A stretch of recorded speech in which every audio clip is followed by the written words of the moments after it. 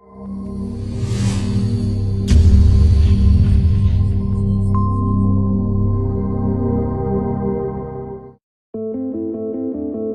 facing unprecedented climate change.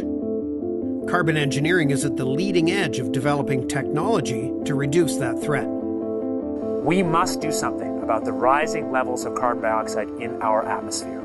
We can and must transition to sustainable sources of low-carbon energy.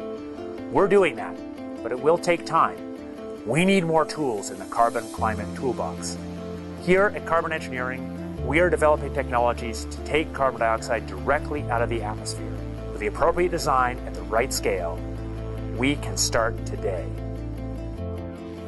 David Keith is talking about carbon engineering's technology to absorb carbon dioxide directly from the air around us. This is very different from traditional carbon capture and storage.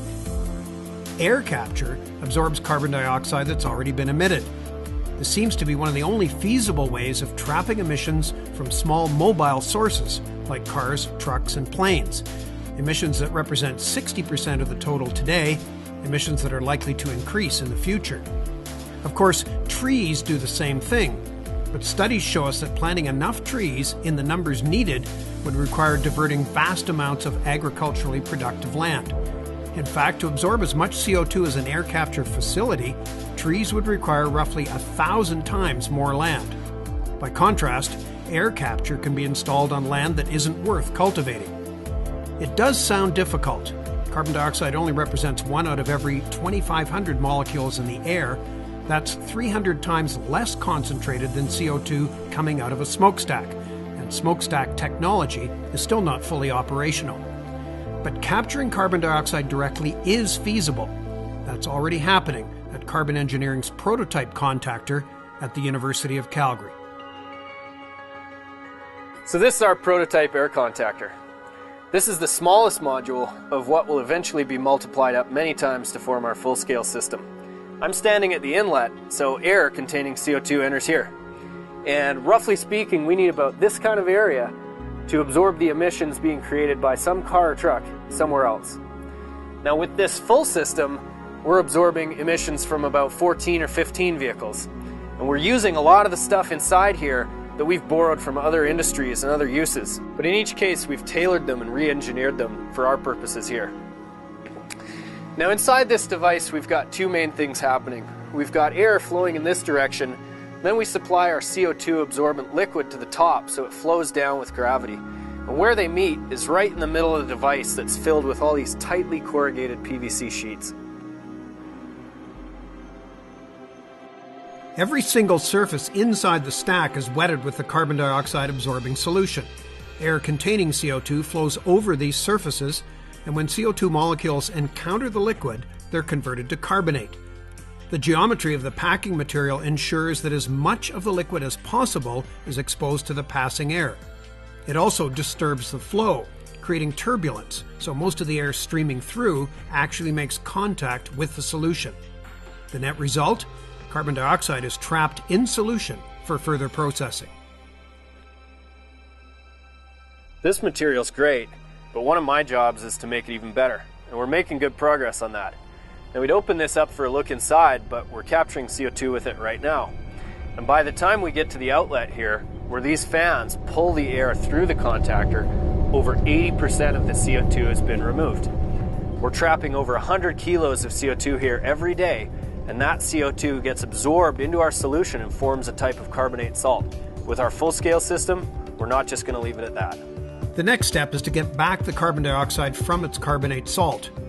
Carbon engineering is doing that using paper industry technology already proven at large scale, but they're testing a membrane-based system that should consume much less energy. Either way, the capture solution goes back to the contactor, a stream of pure compressed carbon dioxide is generated, and any CO2 produced during the separation process is part of that stream. There's almost no new carbon dioxide released. This prototype represents a tiny segment of the full design. The internals of this 100 kilogram a day unit will do the same at large scale and can be replicated 10, 100, 1,000, even 20,000 times. At that scale, emissions from 300,000 cars could be captured every year. without significantly changing the technology of the carbon engineering prototype. The prototype is building confidence that air capture can be done efficiently and cheaply. There are significant advantages to building scaled-up air capture installations. Carbon dioxide is everywhere. This means that air capture technology can be used anywhere on the planet. This gives the system incredible flexibility. Air capture can be deployed in areas where there is an abundance of renewable energy. Additionally, it means that air capture can be size matched to the local economic and industrial needs for carbon dioxide. Today, carbon dioxide itself is a valuable commodity, but here's a very attractive future scenario. Combine captured atmospheric carbon dioxide with hydrogen generated from water using renewable energy. Hydrogen itself can be used as fuel, but that requires a whole new transportation infrastructure. But combining it with CO2 from air capture could produce hydrocarbons like gasoline and jet fuel. We're already set up for them, and when these fuels burn, they would simply release their carbon dioxide back to the atmosphere from where it came. This would be sustainable, and the long-run cost for providing the CO2 for these fuels would be little more than $1 a gallon. Environmentalists see promise in air capture too. It's an exciting new technology. It also is an exciting story for Calgary.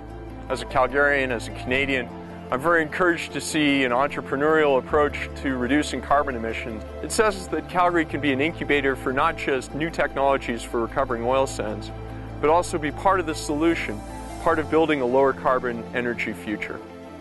There's a growing buzz about air capture.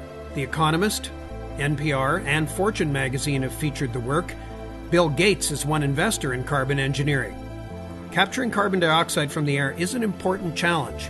That's carbon engineering's motivation and its business.